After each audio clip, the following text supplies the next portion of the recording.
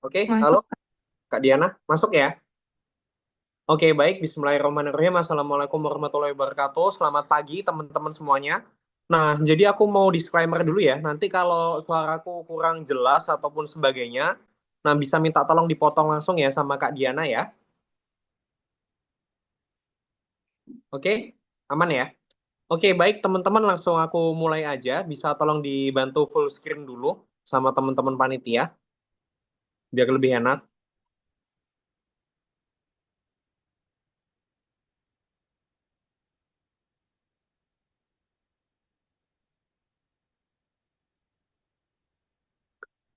Oke, baik. Nah, sebelumnya ya teman-teman yang selama aku ucapin selamat pagi ya, thank you buat teman-teman semua yang udah join di sini, terutama juga buat teman-teman panitia Ansa Academy atas fasilitasi dan juga undangannya kepada Mas Ilham kayak gitu.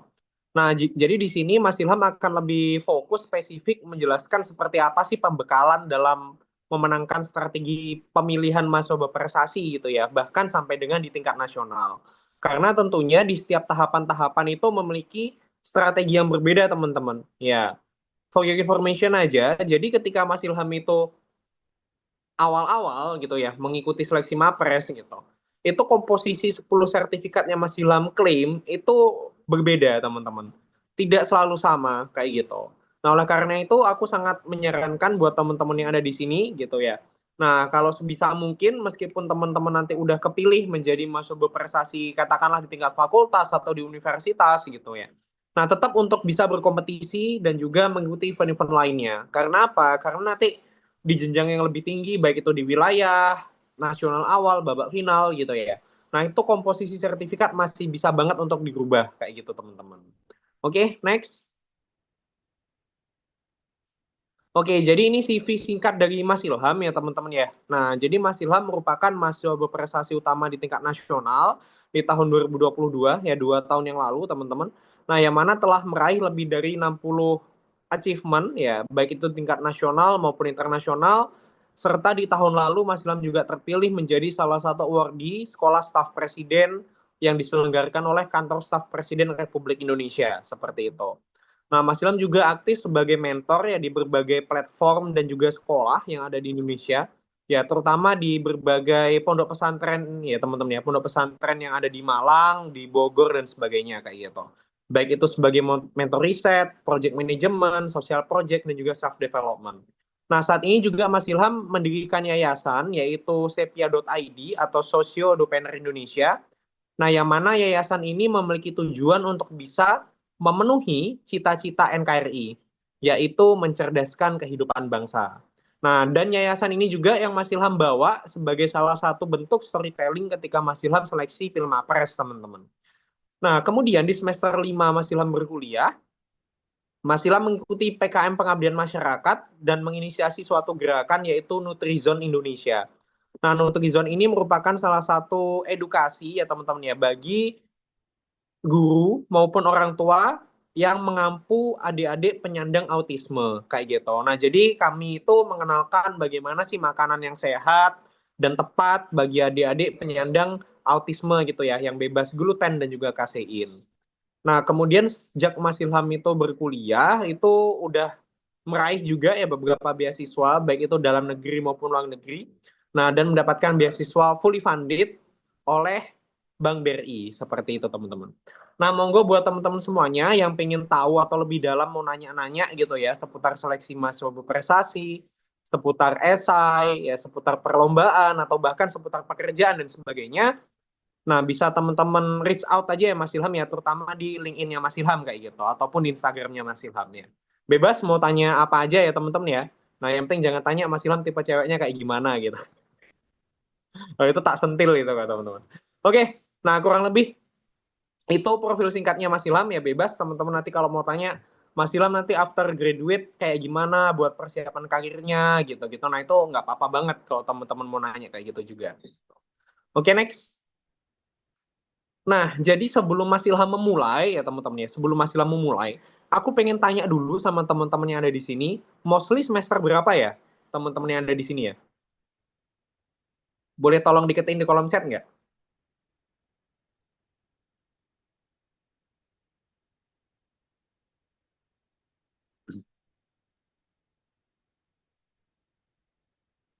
Oke, semester 3, semester 4. Oke, mantap.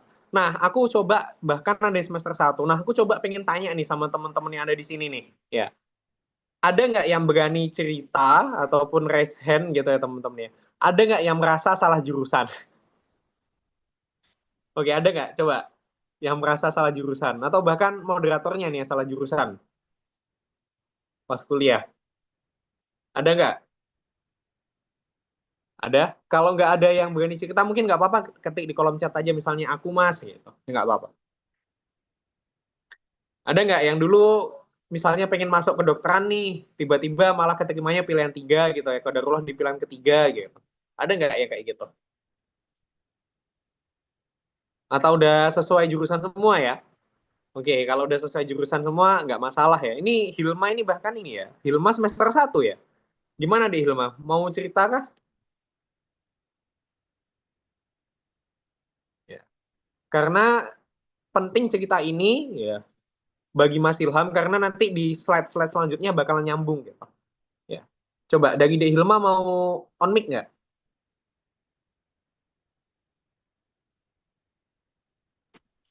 Izin on mic ya, Mas. Oke, silakan Dek Hilma dari kampus apa sama jurusan apa Dek? Mohon maaf sebelumnya, Mas. Ini berisik karena posisi lagi di Curug, Mas. Oh, aman-aman. Mantep ya masih belajar ya. Iya. Perkenalkan, saya Hilma Nurul Adawiyah dari Universitas Diponegoro, Angkatan 2024. Program studi Teknologi Rekayasa Konstruksi Perkapalan, Diploma. Oke, sekolah vokasi. Oke. Iya.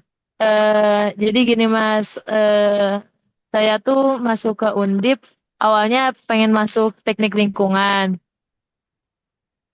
Cuman setelah kebetulan saya masuk lewat jalur mandiri prestasinya Undip. Dan ketika ketika memilih prodi, saya cuma ada dua pilihan.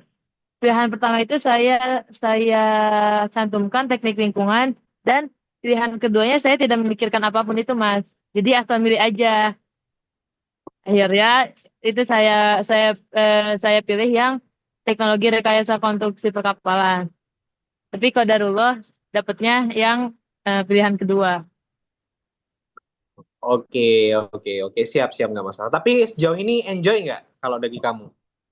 Sejauh ini enjoy, tapi waktu awal-awal masuk kuliah itu lumayan shock sih, Mas, karena belum pernah eh, apa ya, ketemu matkul-matkul, ketemu materi-materi yang tentang perkapalan gitu. Oke, oke, oke. Oke, nggak masalah ya kalau gitu ya. Oke, nah, oke, thank you ya Hilma ya. Ini Terima kasih, berarti adik, Mas. oke, sama-sama. Ini berarti adik tingkatnya Mas Ilham ya, berarti di Undip ya. Oke, jadi Mas Ilham lulus di bulan wisudanya ya, wisudanya di November tahun lalu ya, kemudian kerja. Nah, ini berarti De Hilma baru masuk di tahun ini gitu. Betul, Oke, Mas. nah, oke siap. Nah, oke teman-teman, ya jadi begitu ya cerita dari salah satu teman-teman kalian yang ada di sini yang mengikuti kelas Mama Pers juga begitu ya. Nah, yang ingin Mas Ilham sampaikan adalah bahwasanya pendidikan itu bisa merubah jalan kehidupan yang teman-teman miliki gitu. Nah, kenapa? Ya, next slide coba.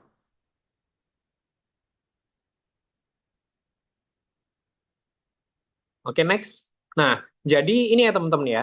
Nah, teman-teman bisa lihat yang ada di sini, ini ada gambar game Mobile Legend gitu. Nah, jadi aku dulu waktu SMA ya teman-teman ya, itu tukang joki game teman-teman. Bahkan dalam satu hari itu bisa dapat uang 200.000 gitu, alhamdulillahnya. Nah, tetapi karena Mas Ilham kebanyakan main game tanpa memikirkan untuk fokus masuk ke PTN dan sebagainya gitu ya teman-teman ya. Nah, Mas Ilham kodarullah gagal gitu teman-teman. Next coba, next slide. Nah, Mas Ilham tuh gagal gitu ya untuk bisa kuliah gratis gitu teman-teman di PKN STAN gitu. Nah, bahkan Mas Ilham itu daftar PKN STAN nggak cuma sekali teman-teman, bahkan 2 kali teman-teman, gagal juga gitu. Jadi Mas Ilham itu udah kuliah, nyoba lagi PKN STAN masih gagal lagi gitu teman-teman. Ya. Nah, tapi Mas Ilham itu percaya bahwasanya yang namanya doa itu pasti bisa dikabulkan meskipun dalam bentuk yang lain gitu. Nah, Mas Ilham waktu itu meminta kalau Mas Ilham tuh pengen kuliah gratis gitu ya teman-teman ya di PKN STAN gitu. Nah, qadarullah Mas Ilham gagal untuk kuliah gratis di PKN STAN gitu. Nah, tapi Mas Ilham percaya bahwasanya doa ini pasti akan Allah kabulkan gitu ya dalam bentuk yang lain gitu atau bahkan dengan sesuatu yang lebih gitu. Nah, nanti akan teman-teman tahu juga story-nya seperti apa. Next.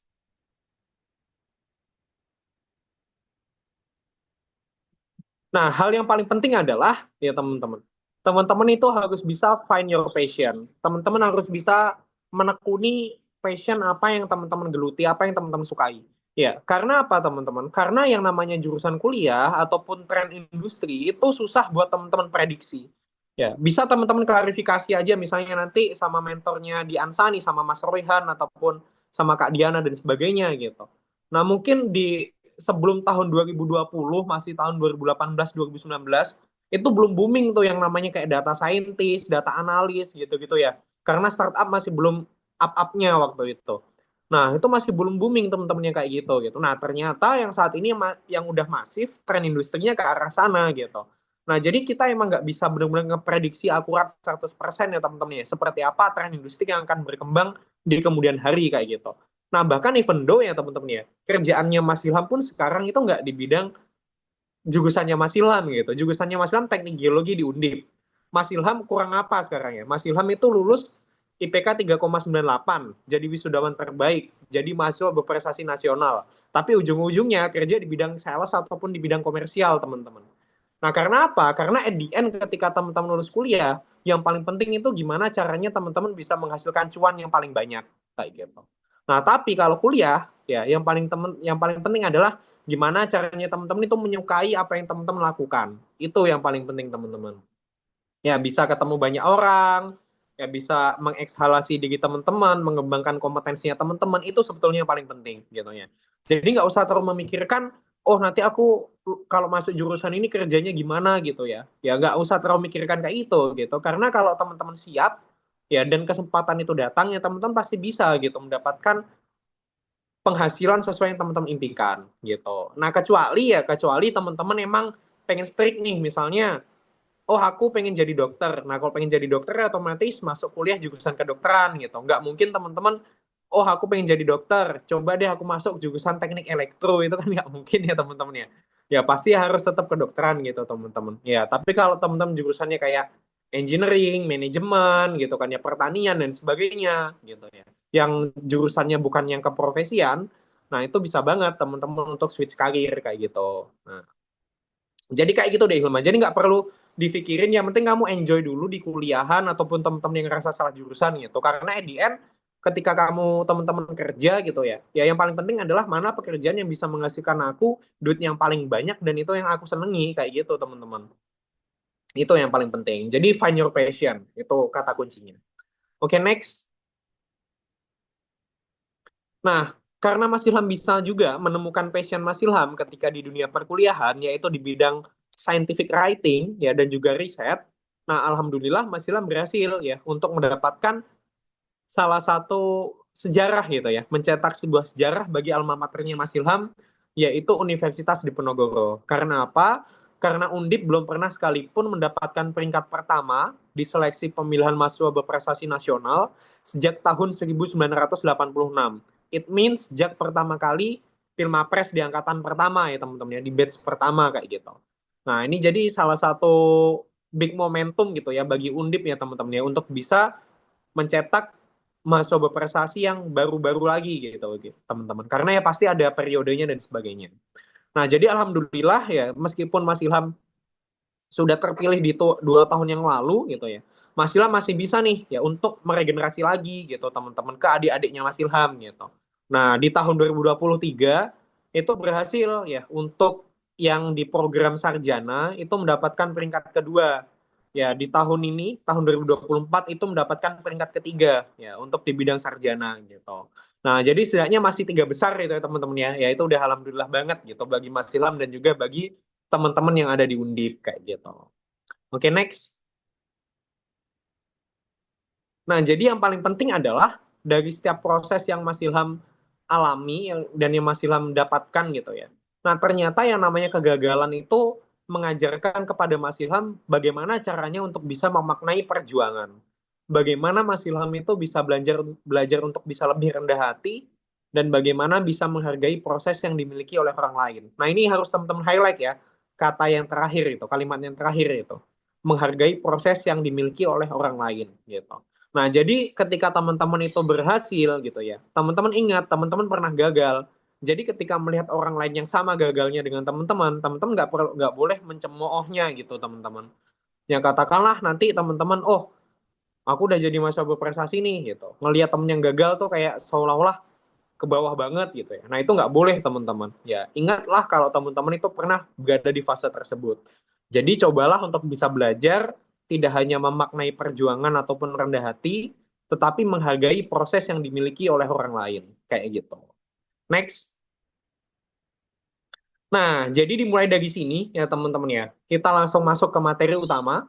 Apa sih itu mahasiswa berprestasi? Nah, mungkin teman-teman yang masih semester 3, semester 1 gitu kan ya. Nah, kalau ngelihat stigma mahasiswa berprestasi itu mahasiswa yang kayak gimana? Coba. Kalau mendengar stigma mahasiswa berprestasi itu mahasiswa yang seperti apa, teman-teman? Ya, boleh tolong diketikkan di kolom chat ya.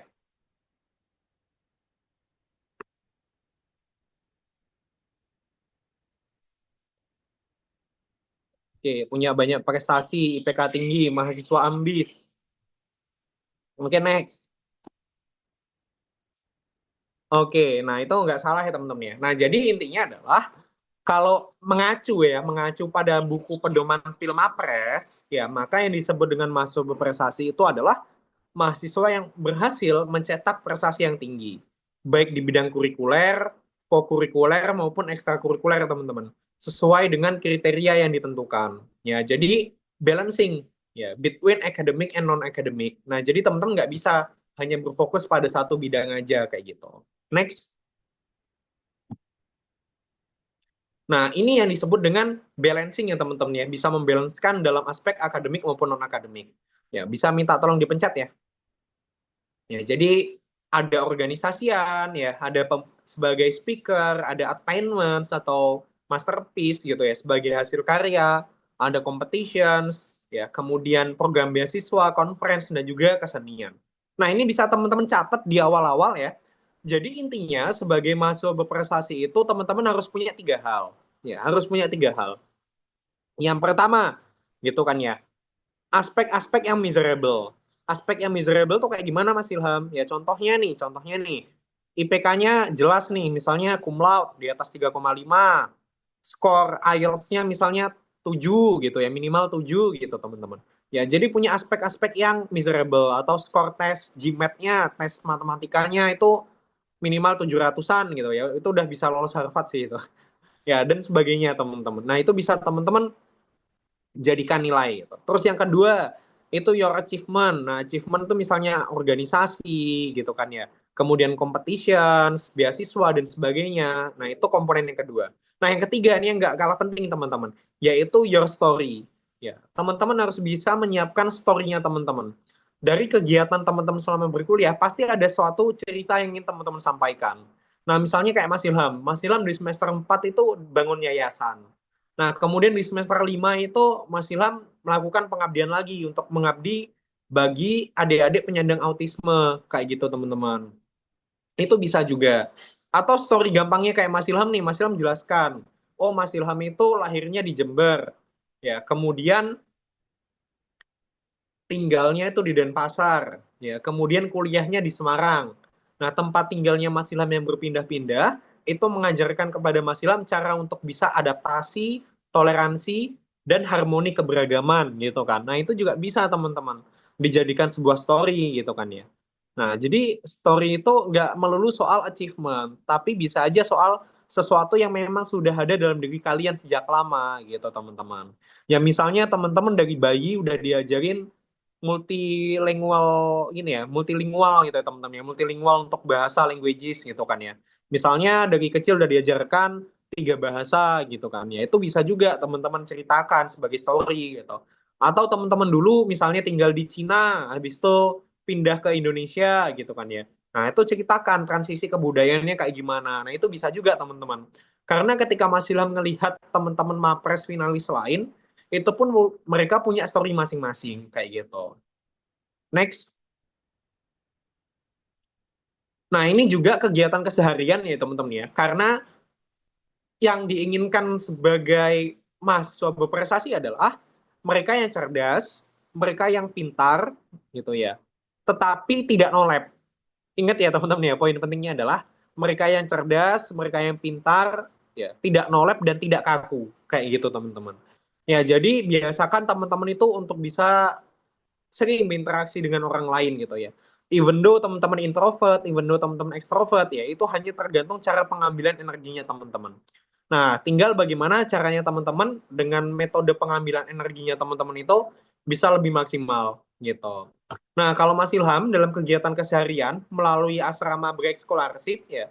Nah, itu Mas Ilham ada mengajar TPQ, ikut pengabdian masyarakat, pembinaan soft skill dan hard skill, dan bahkan ada tahsin dan juga tahfidz Al-Quran, teman-teman.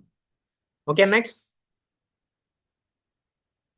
Nah, ini untuk komponen penilaian di Pilmapres ya, teman-teman ya. Teman-teman bisa lihat aja di sini beberapa komponen yang ada. Jadi ada 4 komponen ya, teman-teman ya. Dimulai dari your achievement, capaian unggulan. Kemudian yang kedua itu scientific writing-nya. Kalau di sarjana itu gagasan kreatif.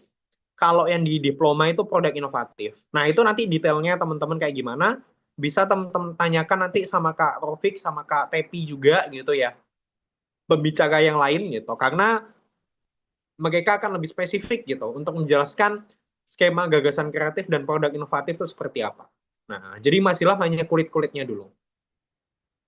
Yang ketiga itu bahasa Inggris, dan yang keempat itu kepribadian dan wawasan kebangsaan. Nah, kepribadian sama wawasan kebangsaan ini nilai kepatutan, teman-teman.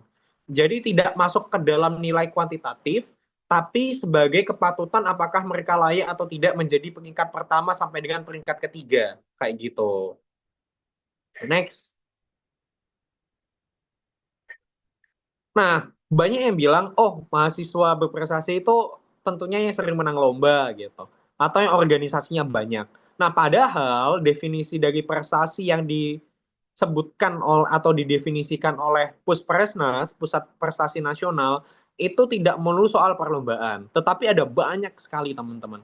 Ya, ada kegiatan penambang prestasi, itu lomba, ada kegiatan penambang penghargaan, misalnya ikut summit, ikut expo gitu, ikut conference gitu. Atau bisnis gitu ya, misalnya teman-teman bikin platform kayak Ansa Academy, nah itu bisa juga diklaim. Atau rekognisi jadi pembicara kayak Mas Ilham sekarang, itu juga bisa diklaim. Kemudian punya hasil karya, punya hak cipta, itu bisa diklaim juga. Punya buku, bisa diklaim juga. Punya publikasi, itu bisa diklaim juga. Terus ikut organisasi itu bisa. Kemudian ikut volunteer, misalnya ikut volunteer menanam mangrove gitu. Nah itu bisa juga ikut ISEC gitu ya, event-event ISEC itu bisa juga teman-teman. Jadi nggak melulu soal prestasi ataupun lomba kayak gitu. Next. Nah ini dia teman-teman. Nah jadi ini salah satu salah satu poin penting yang dalam seleksi Mapres ya, nanti teman-teman akan diminta poster deskripsi diri teman-teman. Ya, ini aku ada kegiatan-kegiatanku selama kuliah gitu ya, selama dalam bidang akademik, competitions, public speaking, organisasi, hasil karya dan sebagainya. Dan tunjukkan kalau teman-teman itu sangat-sangat diverse gitu. Nah, kalau teman-teman lihat itu seperti halnya di public speaking. Nah, aku ada kegiatan sharing session mengenai mentality gitu teman-teman ya, mengenai mentality gitu bersama dengan Putri Indonesia. Kemudian jelaskan juga mengenai event internasional gitu ya. Misalnya nih berprestasi hingga ke luar negeri gitu.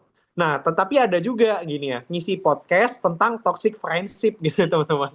Ya, jadi sangat-sangat diverse gitu loh topiknya gitu ya. Jadi nggak cuma soal akademik ya, tetapi aku bisa juga kalau ngomongin soal toxic friendship gitu-gitu teman-teman. Nah, ada juga kegiatan bidang pengabdian masyarakat dan sebagainya. Jadi ingat yang pertama adalah buatlah prestasi sevariatif mungkin. Intinya adalah di luar 10 prestasi yang kamu klaim, ya, yang kamu teman-teman submit gitu. Teman-teman bisa apa aja selain 10 itu gitu. Nah, itu yang dimaksud. Terus yang dua, tentukan kekasan yang teman-teman miliki. Apa yang sesuatu yang unik yang teman-teman miliki. Nah, aku jelaskan nih. Oh, aku lahirnya di Jember, tinggalnya di Denpasar, kuliahnya di Semarang, sangat diverse gitu. Nah, aku di sini sangat menjunjung tinggi yang namanya toleransi gitu kan ya, dan juga kebudayaan. Nah, aku jelasin juga, oh aku di sini bisa tahsin Quran, terus ada hafalan Quran juga, ya. Kemudian bisa ngedalang dan sebagainya tuh aku jelasin gitu teman-teman. Nah, kemudian bisa memaknai tiap prestasi yang teman-teman miliki. Nah, ini misalnya nih, teman-teman ditanyain, ya, kegiatan kamu selama Asia Youth Summit itu apa ngapain aja sih gitu. Nah, itu harus teman-teman kenali gitu ya. Eventnya tuh seperti apa, pesertanya ada berapa banyak, ya kemudian agendanya itu apa aja dan sebagainya. Terus yang keempat, kejujuran dan stabilisasi emosi. Nah, jadi kalau teman-teman tahu gitu ya, bahkan ada dewan juri yang pengalamannya itu udah ngejuri selama 30 tahun di Pilmapres gitu. Ada yang 25 tahun juga gitu teman-teman. Jadi mereka tahu gitu mana yang jujur mana yang enggak, dan bahkan ada psikolognya juga teman-teman kalau teman-teman tahu gitu. Nah, jadi sangat kelihatan gerak-gerik orang yang berbohong atau yang tidak itu sangat-sangat kelihatan. Nah, terus yang kelima, membiasakan diri untuk luwes dalam berbicara. Nah, ini penting teman-teman. Kenapa kok aku itu harus bisa menekankan luwes dalam berbicara? Kalau teman-teman tahu ya, pertanyaan di babak final Pilmapres itu pertanyaan yang sangat-sangat iseng, ya. Pertanyaan yang sangat-sangat iseng gitu. Nah, kalau teman-teman pengen tahu di sini ada nggak yang mau simulasi? Simulasi Q&A. Q&A Pilmapres. Ya, kalau ada mungkin bolehlah teman-teman raise hand. Ada yang mau nggak untuk simulasi tanya jawab? Mungkin satu pertanyaan aja deh. Boleh. Ya, aku kasih tahu contoh pertanyaan di Pilmapres itu seperti apa. Di babak finalnya ya, final nasional ya.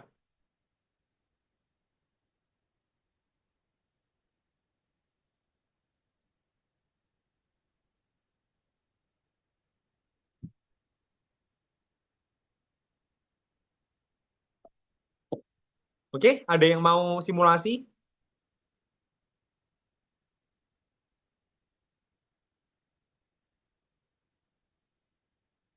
Oke, belum ada ya yang mau simulasi ya. Oke, nggak masalah teman-teman.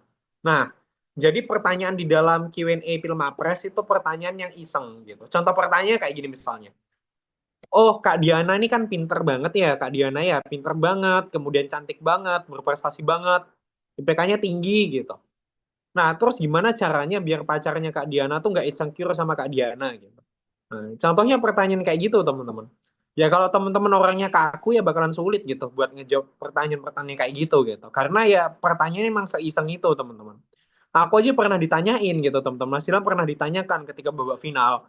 Batu akik itu batu yang kayak gimana ya Mas Ilham gitu ya. Ya kayak gitu, teman-teman, pertanyaannya gitu. Jadi bukan pertanyaan melulu itu tentang kompetisi, tentang apa yang udah teman-teman raih gitu. Karena itu kan udah ada berkasnya ya. Yang ditanyain malah pertanyaan-pertanyaan yang iseng, teman-teman. Kayak tadi gitu. Ya, gimana caranya biar gak insecure kalau pacar kamu itu keren gitu gitu. Nah, terus yang keenam yang tidak kalah penting adalah pahami background yang dimiliki oleh juri gitu. Nah, biasanya kan punya background yang beda-beda ya setiap juri ya. Ada yang di bidang engineering, medical dan sebagainya gitu. Nah, itu tentunya memiliki interest yang berbeda gitu dan juga keahlian yang berbeda, teman-teman. Oke, next.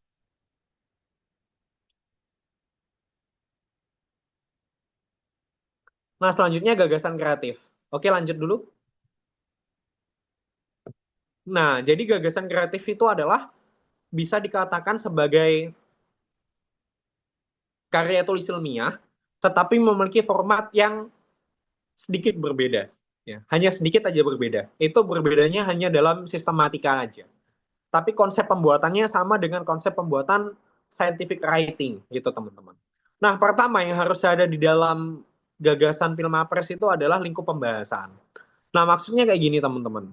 Lingkup pembahasan yang dimaksud di sini adalah bagaimana gagasannya teman-teman itu spesifik, punya target masalah yang jelas. Contohnya, Mas Ilham menanggulangi masalah banjirop yang ada di Tanjung Mas gitu ya, Tanjung Mas di Semarang gitu.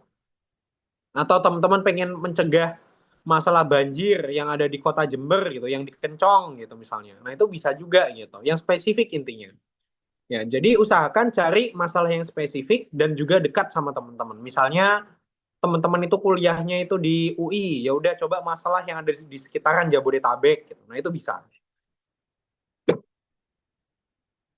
Kemudian yang kedua, yaitu identifikasi potensi dan juga kebutuhan lingkungan. Nah, maksudnya adalah bagaimana teman-teman itu bisa mengidentify apa aja yang menjadi weakness dan juga strength yang lingkungan teman-teman miliki gitu. Nah, contohnya di Kota Semarang itu dia memiliki keuntungan terutama dalam suppliernya. Ya, supplier untuk memasok bahan materialnya. Nah, itu keuntungannya. Nah, tetapi kekurangannya adalah land subsidence di Semarang itu nomor 2 tertinggi di dunia, teman-teman. Ya, nomor 1 di China, nomor 2 di Semarang, nomor 3 di Jakarta. Terus yang ketiga, rumusan yang bercirikan SMART. It means specific, measurable, acceptable, realistic, and time bound. And next, analisis cara pencapaian target. Ini seperti metode penelitian gitu ya.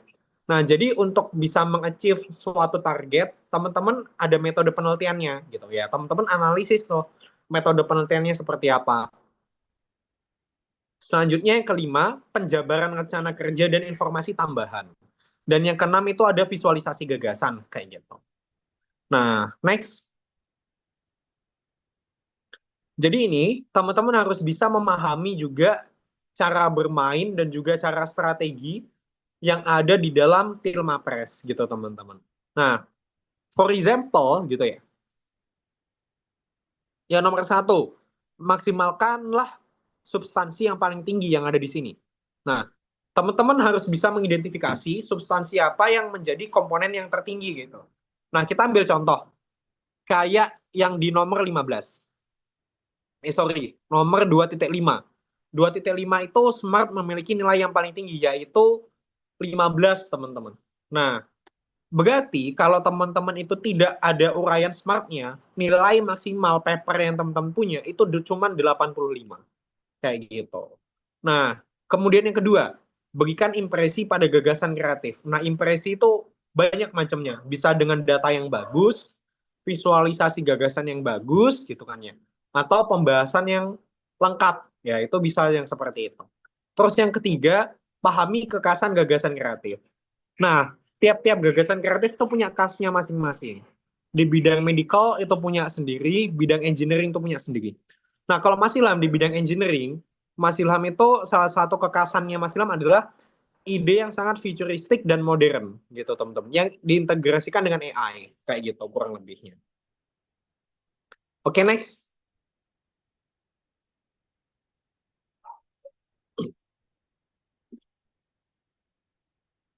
Nah, selanjutnya ada komponen bahasa Inggris ya, teman-teman ya.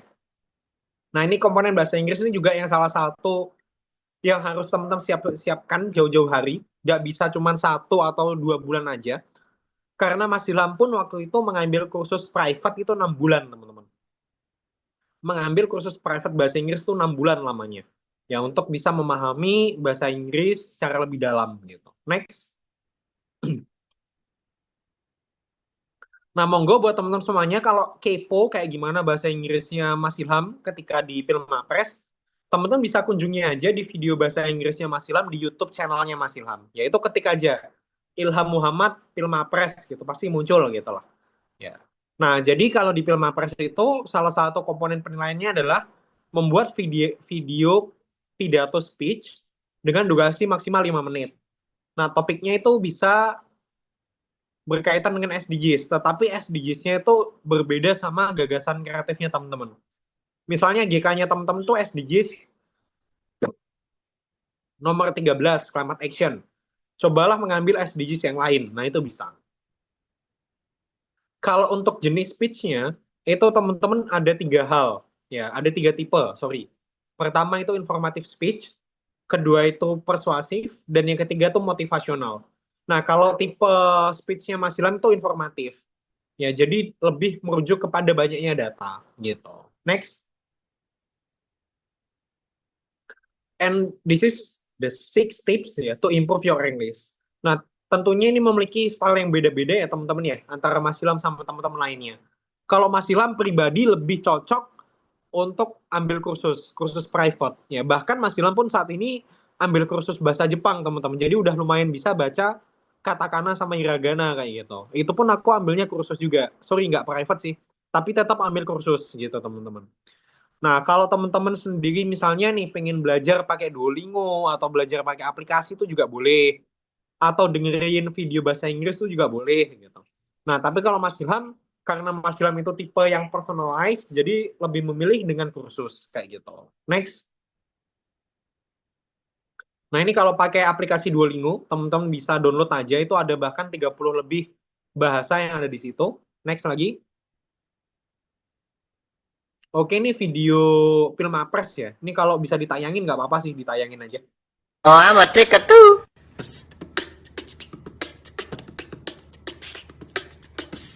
Yo, this is mau press undi, bro.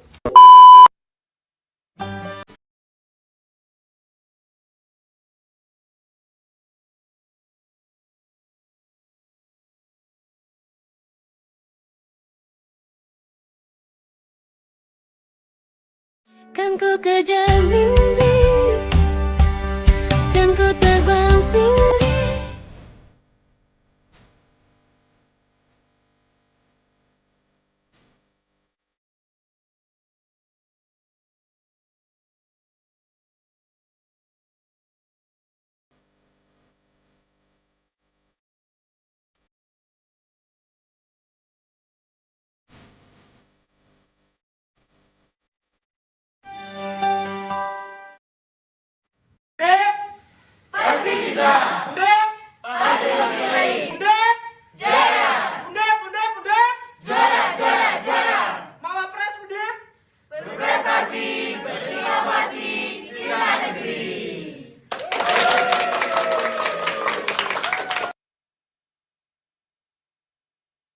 Oke, nah jadi ini videonya ketika seleksi Pilmapres di tingkat universitas ya, di Undip ya.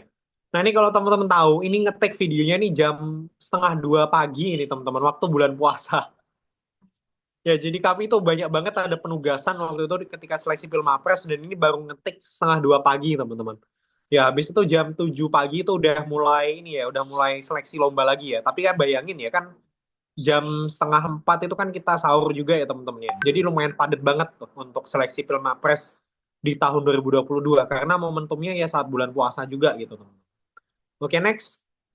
Oh, amat tiket tuh. Oke. Nah, jadi sebenarnya sejak kapan sih gitu ya dari Mas Ilham itu mulai berprestasi, mulai ikutan lomba dan sebagainya gitu kan ya. Nah, mungkin teman-teman ada nggak, ada yang mau nebak nggak Mas Ilham tuh lomba sejak kapan gitu? Apa misalnya sejak ditinggal pas lagi sayang-sayangnya gitu kan? Atau ada yang mau nebak kah? Mas Ilham mulai ikutan lomba itu sejak kapan gitu? Oke, semester 3, semester 4 atau 5. Oh, mepet banget tuh kalau semester 4 atau 5. Oke ya, sejak kapan? Ada yang mau nebak? Oke, nah, oke next. Nah, jadi sebetulnya ya teman-teman ya, Mas Ilham itu udah mulai ikutan lomba dan sebagainya, itu dari SD bahkan ya, SD kelas 5 atau kelas 6 aku lupa tepatnya. Ya, cuman tuh story time-nya jauh banget ya. Jadi aku langsung masuk aja ketika aku maba ya teman-teman ya.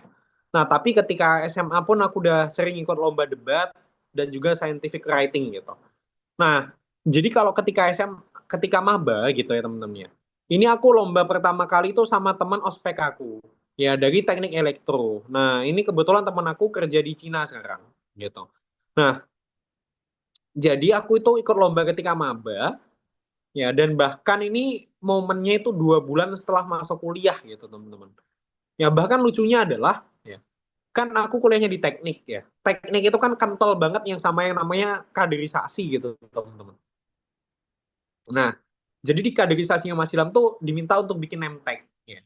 Name tag-nya itu intinya adalah harus menggunakan name tag dimanapun dan kapanpun, teman-teman. Ingat ya, dimanapun dan kapanpun gitu. Nah, at the end ya, Mas Ilham ikutan lomba. Ya, jadi dari Semarang sampai dengan ke Banten itu pun Mas Ilham masih pakai name tag, teman-teman. Ya, jadi emang segitunya gitu lah. Kalau untuk kaderisasi dulu ya, di teknik gitu, teman-teman. Ya, jadi bahkan dari Semarang sampai ke Banten masih pakai name tag gitu, teman. Ya. Nah, jadi aku ikut lomba dari maba sama dengan temanku ketika ospek. Ya, ini kodarullah masih belum menang ya, teman-teman. Ya, belum mendapatkan juara lah, baru finalis doang kayak gitu. Dan bahkan ini lombanya capek banget teman-teman. Mas Ilham itu baru nyampe di Banten itu jam 2 pagi, ya jam 2 pagi kalau atau jam setengah 3 gitu. Nah, Mas Ilham ternyata presentasi urutan pertama gitu di jam 7-nya gitu. Jadi itu udah capek banget gitu teman-teman ya. Nah, dan masih belum rezeki juga di hari itu. Nah, tetapi karena Mas Ilham gagal di lomba ini dan ternyata lomba itu seseru itu, ya jadi aku kecanduan teman-teman, kecanduan ikut lomba. Tapi setelah ikut lomba kalah-kalah terus teman-teman. Ya next. Ya jadi nyoba lagi gagal lagi, nyoba lagi nggak menang lagi, nyoba lagi ya gagal-gagal lagi gitu teman-teman. Tapi I believe ya teman-teman, Mas Ilham percaya bahwasanya ketika kita itu gagal ya teman-teman ya, ketika kita berdoa juga, doa itu pasti ada garis startnya, pasti juga ada garis finishnya. Ya. Jadi ketika kita berdoa Allahumma ya Allah dan sebagainya gitu ya. Nah, itu ketika teman-teman start mulai berdoa gitu ya, udah divisualisasikan nih kapan teman-teman sampai ke garis finish. Ketika teman-teman belum mencapai ke garis finish, belum tentu teman-teman itu gagal. Tetapi Allah itu ingin melihat bagaimana proses yang teman-teman miliki. Sebagai contoh, aku berdoa biar aku bisa lulus kuliah. Tapi yang namanya berdoa buat lulus kuliah, ya ketika aku doa itu di semester 1, kan nggak mungkin dong di semester 2 langsung lulus kuliah gitu ya. Kecuali kalau D1 gitu ya teman-teman ya. Tapi kalau S1 ya nggak mungkin dong semester 2 lulus kuliah. Itu yang namanya di DO teman-teman. Bukan lulus kuliah, itu di DO teman-teman gitu. Ya, jadi sama halnya dengan kayak gitu. Ya, kan udah ada bayangannya tuh teman-teman lulus kuliah kalau udah menyelesaikan skripsi 144 SKS itu kan udah ada tulisannya kayak gitu teman-teman. Sama doa pun kayak gitu teman-teman. Ketika teman-teman belum sampai ke garis finish, belum tentu doa itu ditolak gitu. Belum tentu doa itu tidak dikabulkan gitu. Tetapi ingin melihat gitu, seberapa besar ikhtiarnya teman-teman dan seberapa besar tawakalnya teman-teman kayak gitu. Next. Nah, jadi dari kegagalan tersebut, Mas Ilham coba beranikan diri untuk ikut lomba lagi di UIN Jogja. Nah, ini momennya 1 atau 2 minggu sebelum COVID, teman-teman. Jadi setelah lomba ini, libur panjang untuk mengikuti lomba offline, kayak gitu. Next. Nah, ini di babak finalnya, ini ketika Mas Ilham lagi dibantai sama Dewan Juri ya. Ini tahun 2020, ya udah 2 tahun yang lalu ya, teman-teman ya. Oke, next. Ya, jadi alhamdulillah ya di momen ini Mas Ilham berhasil untuk bisa mendapatkan best paper ya. Ya, mendapatkan best paper dan juga juara ketiga lomba karya tulis ilmiah tingkat nasional. Nah, ini Mas Ilham menjadi satu-satunya peserta termuda ya karena masih maba tetapi bisa menang gitu ya. Bisa menang mengalahkan 120 peserta lainnya di tingkat nasional kayak gitu teman-teman. Bahkan mendapatkan best paper gitu, paper terbaik gitu teman-teman berdasarkan tulisannya Mas Ilham. Next. Nah, ini beberapa wishlist ya ketika Mas Ilham itu ikut kuliah dan ini juga menandakan bahwasanya perjalanan menjadi seorang mahasiswa berprestasi itu tidak perjalanan dalam 1 ataupun 2 malam, tetapi bertahun-tahun lamanya ketika Mas Ilham maba kayak gitu. Nah, dulu ketika aku kuliah pengen jadi mapres nasional, pengen jadi penggerak sosial, pengen magang dan bahkan pengen umroh teman-teman. Next. Nah, tetapi ya begitulah yang namanya hidup ya teman-teman ya. Ketika plannya kita kayak gini, nah ternyata plan tersebut dihancurkan gitu ya. Dihancurkan untuk menunjukkan bahwasanya plan kita itu tidak ada apa-apanya dibandingkan plan yang di atas. Kayak gitu teman-teman. Next. Oke, next lagi. Nah, tetapi karena Mas Ilham percaya gitu kan ya, ikhtiar dan juga tawakal dengan proses yang Mas Ilham miliki, ya maka impian tersebut berhasil satu persatu Mas Ilham dapatkan. Ya, Mas Ilham berhasil menjadi mahasiswa berprestasi nasional dan juga mencetak sejarah baru bagi alma maternya Mas Ilham, Universitas Diponegoro, ya karena Undip belum pernah sekalipun mendapatkan peringkat pertama di Pilmapres tingkat nasional sejak tahun 1986 kayak gitu. Next. Ya, ini juga ternyata visualisasi tulisan Mas Ilham di tahun 2021. Ya, jadi Mas Ilham di tahun 2021 ketika Mas Ilham mengunjungi Konstantinopel gitu kan ya, di Turki, aku tuliskan gitu kepada diri aku kalau aku akan menjadi seorang pemenang di tahun berikutnya gitu. Karena Mas Ilham di tahun 2021 gagal ya teman-teman ya. gagal di seleksi Pilmapres bahkan di tingkat fakultas. Tingkat fakultas pun Mas Ilham nggak lolos seleksi administrasi, teman-teman. Jangankan buat menang di nasional, lolos seleksi administrasi fakultas dia Mas Ilham nggak lolos gitu. Nah, next. Nah, yang sebelumnya plan Mas Ilham buat bisa kuliah gratis, nah ternyata gagal juga gitu ya, kuliah gratis di STAN, tetapi aku percaya rencana dari Allah tuh pasti lebih baik. Nah, alhamdulillah Mas Ilham mendapatkan beasiswa penuh dari yayasannya Bank BRI, teman-teman, YBM Brilian, dan bahkan mendapatkan 4 kelebihan lainnya. Pertama, Mas Ilham di samping mendapatkan kuliah gratis, dibayarin UKT-nya, Mas Ilham juga mendapatkan uang bulanan. Ya.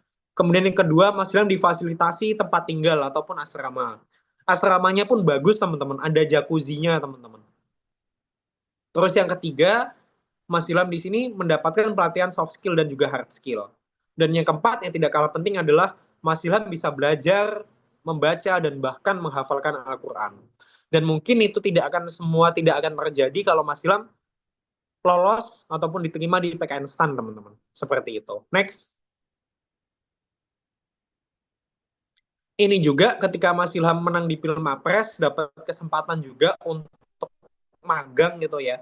Nah, ini sebelum Mas Ilham ke Turki, magang di Turki, itu Mas Ilham jalan-jalan dulu ke Qatar. Next. Ya. Ini prinsip aku ya, bagaimana caranya dari ide kecil yang aku punya itu bisa menjadikan aku untuk bisa mendunia ataupun keliling kemanapun itu gitu. Karena aku percaya ketika ide itu sangat luas ya, maka itu bisa melampaui batasan geografis yang kita miliki. Ya, karena dengan tulisan 500 kata itu bisa membawa teman-teman kemana aja gitu. Ya salah satunya ya jalan-jalan ke luar negeri gitu, teman-teman. Next. Nah, pesan yang ingin Mas Ilham sampaikan kepada teman-teman adalah give the best version of yourself and wait for the opportunity to come. Ya. Berikan versi terbaik darimu, maka tunggu kesempatan itu datang. Karena Mas Ilham percaya bahwa hidup itu tentang dua hal, kesiapan dan kesempatan. Pastikan diri teman-teman siap ketika kesempatan itu datang. Sama halnya kayak katakanlah teman-teman pengen nyari kerja gitu kan ya. Gaji yang tinggi yang belasan juta ketika fresh graduate gitu kan ya. Nah, tapi teman-teman belum siap gitu. Ya. Skillnya belum cukup, leadershipnya masih kurang bagus ya, creativity-nya masih kurang gitu. Ya belum bisa untuk digaji segitu gitu, teman-teman. Nah, tapi ketika teman-teman udah punya skills, leadership yang bagus gitu ya. Nah, ternyata tiba-tiba di LinkedIn-nya teman-teman ada headhunter yang nawarin nih, mau nggak kerja di ini, klien saya lagi nyari nih, ya di salah satu perusahaan multinasional, digaji katakanlah 15 juta kayak gitu. Nah, ya kayak gitu teman-teman. Jadi tentang kesiapan sama kesempatan gitu. Jadi nanti kalau udah ada kesempatan itu datang, pastikan teman-teman itu berada dalam keadaan yang siap. Kayak gitu teman-teman. Next. Nah, aku masih ingat banget ya ketika aku gagal di Pilmapres di tahun 2021, kepala asrama aku tuh bilang kayak gini teman-teman. Oh Ilham, kalau kualitas diri kamu itu bagus, ya mau kamu itu berkompetisi melawan siapapun itu dari negara manapun, misalnya mau ngelawan Harvard ataupun MIT, kalau kualitas diri kamu itu bagus, kamu pasti akan bisa menjadi seorang pemenang. Gitu teman-teman. Ya, jadi nggak usah khawatir teman-teman nanti lomba saingannya anak ITB gitu misalnya. Atau anak MIT gitu misalnya. Nggak usah khawatir. Kalau kualitas diri teman-teman bagus, siapapun saingannya, teman-teman pasti akan bisa menjadi seorang pemenang. Kayak gitu. Next. Ini juga ya salah satu goalsnya Mas Ilham sebelumnya pengen jadi kontingen Pimnas. Ya ini tercapai juga dan ini juga bisa masuk ke dalam portofolio Pilmapres. Next lagi. Nah ini juga teman-teman ya, yaitu goalsnya Mas Ilham sebelumnya pengen jadi penggerak sosial, ya alhamdulillah terwujudkan juga. Yang mana Mas Ilham berhasil mendirikan yayasan sejak semester 4 Mas Ilham berkuliah gitu. Next. Ya bahkan ini ya teman-teman ya, ini salah satu hal yang nggak pernah Mas Ilham bayangkan yang terjadi di dalam hidupnya Mas Ilham gitu. Mas Ilham bisa magang di luar negeri dan bahkan Mas Ilham mendapatkan sponsorship hampir 50 juta, 40-an juta kalau tidak salah ingat. Ya, sehingga Mas Ilham itu bisa umroh gratis tanpa mengeluarkan biaya sepeser pun gitu, teman. Ya, umrohnya ini dengan ikut conference ya, teman-teman ya. Jadi nggak langsung umroh itu nggak. Mas Ilham ikut conference dulu, ya conference-nya itu di Saudi, habis itu Mas Ilham bisa sekalian umroh kayak gitu. Next. Ya, jadi emang kayak gimana sih Mas Ilham kuncinya gitu kan ya. Tips and triknya tuh kayak gimana gitu teman-teman. Ya, jadi ini salah satu rahasia gitu ya, yang Mas Ilham implementasikan ke dalam diri Mas Ilham ketika Mas Ilham itu ikhtiar untuk bisa menggapai impian gitu teman-teman. Next. Nah, kuncinya adalah ya teman-teman, jika teman-teman itu ingin mendapatkan segala sesuatu yang mustahil orang lain itu dapatkan, maka kuncinya adalah cobalah lakukan amalan yang sekiranya jarang ataupun mustahil orang lain lakukan. Maka percayalah kepada Mas Ilham, teman-teman. Maka Allah pasti akan membukakan peluang-peluang sehingga teman-teman bisa mencapai segala sesuatu yang teman-teman inginkan, terlebih itu yang menjadi kebutuhannya teman-teman. Gitu. Nah, aku nggak expect teman-teman, bahkan aku nggak expect juga gitu. Karena orang tua Mas Ilham tidak pernah meminta Mas Ilham menjadi mahasiswa berprestasi gitu. Nah, tetapi ingatlah, ya, kalau teman-teman itu bisa do extra miles, itu akan menjadi salah satu poin penting dalam kehidupan teman-teman. Ketika yang lain itu makan, teman-teman puasa. Ketika yang lain itu di hari weekend kayak gini itu rebahan, teman-teman ikut pelatihannya ANSA kayak gitu kan ya. Ketika yang lain itu malam tidur, teman-teman belajar bahasa Inggris. Ya kayak gitu teman-teman. Itu poin pentingnya gitu. Bahkan ketika Mas Ilham bekerja pun ini yang masih menjadi salah satu kunci bagaimana Mas Ilham bisa sukses dalam bidang karir. Nah, jadi alhamdulillah ya teman-teman ya di tanggal 13 Januari lagi 13 Januari di tahun 2025 ya di tahun depan sekitaran 2 minggu lagi ya Mas Ilham itu alhamdulillah ya terpilih dan juga mendapatkan offering ya teman-teman ya di perusahaan multinasional sebagai area manager teman-teman. Padahal Mas Ilham itu baru lulus November tahun lalu gitu teman-teman. Ya itu kan juga sesuatu yang bahkan nggak pernah ada dalam bayangannya Mas Ilham gitu. Ya Mas Ilham pertama kali lulus itu dapat offering di perusahaan multinasional di Philip Morris di Sampurna sebagai supervisor ya teman-teman ya, bahkan langsung supervisor. Dan kemarin di bulan November ya dapat offering ya teman-teman ya di perusahaan multinasional juga sebagai area manager gitu. Nah itu nggak pernah terbayangkan gitu. Nah tetapi apa yang Mas Ilham lakukan gitu? Mas Ilham mencoba untuk melakukan hal yang lebih gitu. Ya kayak gini istilahnya kalau dalam Islam tuh tirakat teman-teman ya. Ketika yang lain makan, teman-teman coba puasa. Ketika yang lain cuma sholat 5 waktu, teman-teman sholat sunnah juga. Ketika yang lain udah tidur, teman-teman belajar bahasa Inggris. Ketika yang weekend lagi rebahan, teman-teman coba buat mengasah kemampuan bahasa Jepang kayak gitu. Nah, maka percayalah, ya maka Allah pasti akan membukakan peluang-peluang sehingga teman-teman bisa mencapai segala sesuatu yang teman-teman inginkan, terlebih itu yang menjadi kebutuhannya teman-teman. Kayak gitu. Next. Nah, karena apa? Karena kuncinya adalah berprestasi dan beribadah itu adalah sebuah kesatuan yang memang tidak terpisahkan.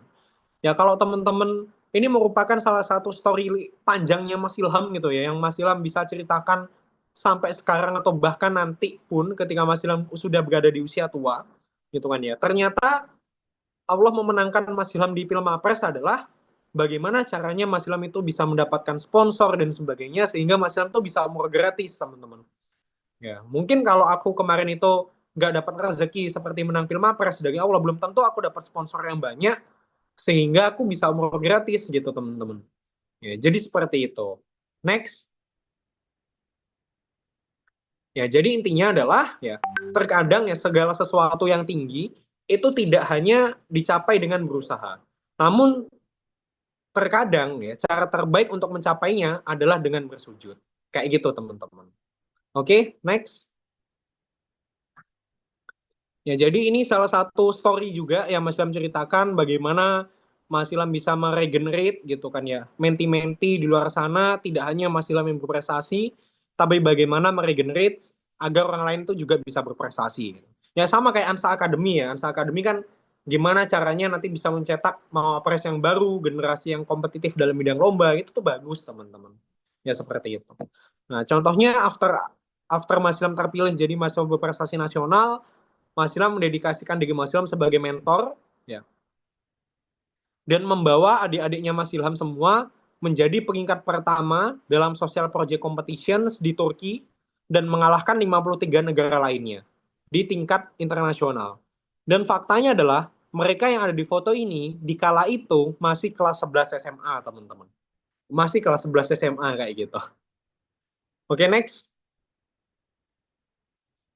Oke, next lagi.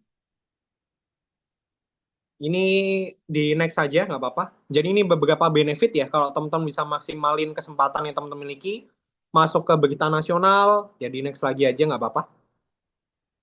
Ya, masuk berita, next.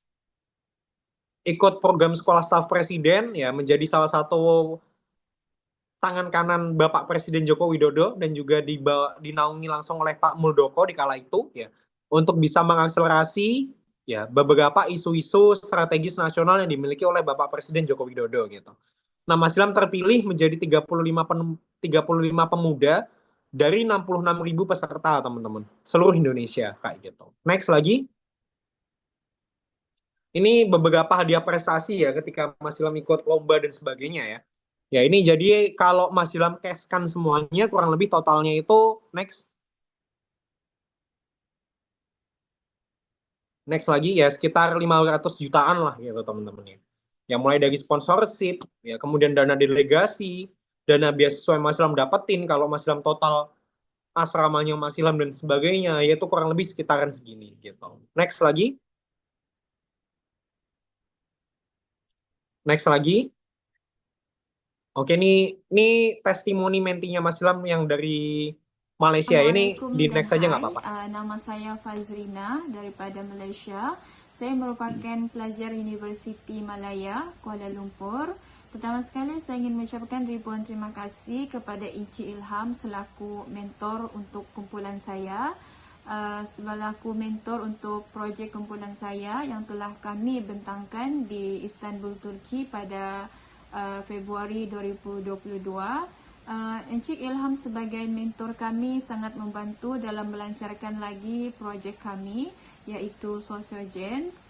Tips-tips yang diberikan oleh Encik Ilham sangat membantu kami untuk mengembangkan lagi projek kami dan juga bagaimana untuk membuat kertas kerja bagi projek kami dengan lebih baik.